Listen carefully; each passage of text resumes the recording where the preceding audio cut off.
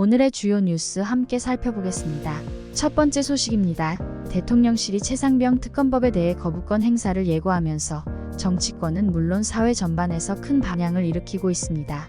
이 법은 해병대원 사망 사건과 관련하여 대통령실, 국방부, 해병대사령부, 경북경찰청의 은폐, 무마, 회유 등 불법 행위를 수사하도록 명시하고 있습니다. 더불어민주당 이재명 대표는 특검을 거부하는 자가 범인이다라는 말을 인용하며 윤석열 대통령과 여당의 거부권을 행사하지 않을 것을 촉구했습니다.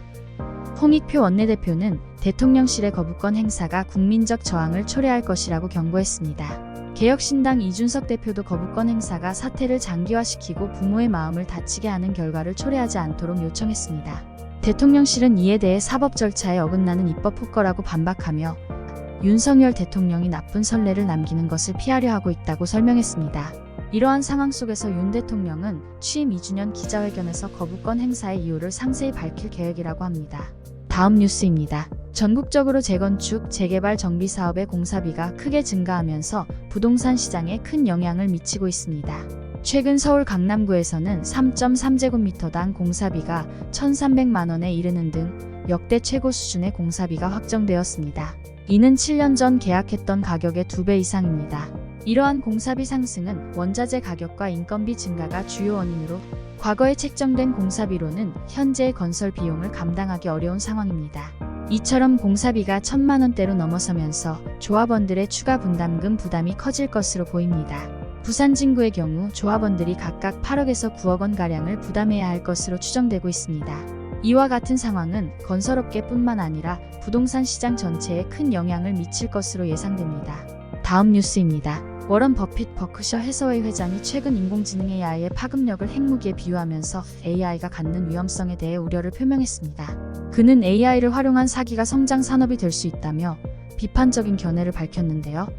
버핏 회장은 AI를 사기 수단으로 활용할 수 있는 잠재력을 언급하며 자신이 사기에 투자하는 데 관심이 있다면 이것이 역대 성장 산업이 될 것이라고 말했습니다. 또한 버핏 회장은 AI의 존재와 중요성을 부정하는 것이 아니라며 핵무기 개발과 비교해 AI가 가져올 수 있는 부정적인 결과에 대해 우려를 표현했습니다.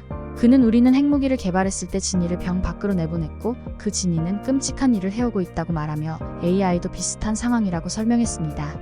이런 가운데 버핏은 특히 기술주에 대한 투자에서 조심스러운 태도를 보이고 있습니다. 그는 애플을 제외하고는 기술주에 크게 투자하지 않았으며 최근에는 버크셔 해서웨이가 보유 중이던 애플 주식의 약 13%를 매도했습니다.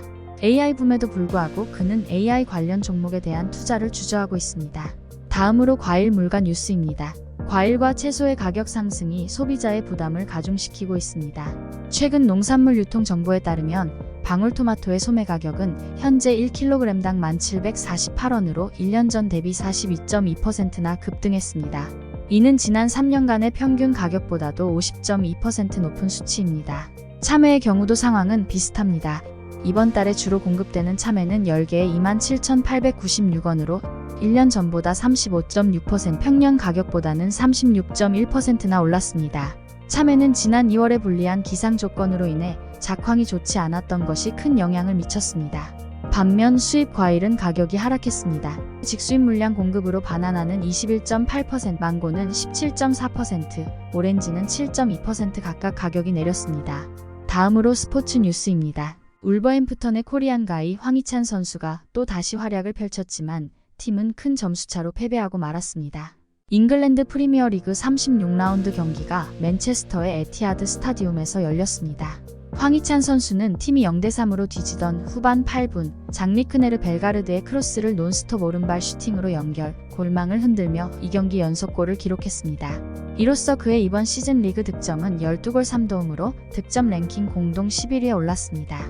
하지만 이날 경기의 주인공은 맨체스터 시티의 괴물 골잡이 엘링 홀란이었습니다.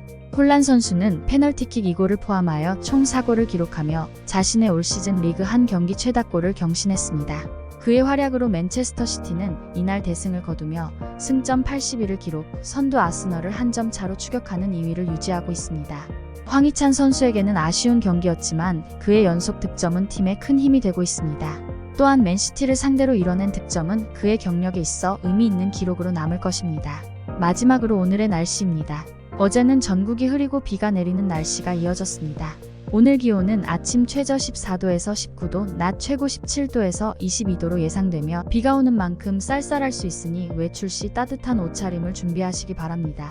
또한 전국적으로 미세먼지 농도는 좋음 수준으로 대기질은 양호하겠습니다.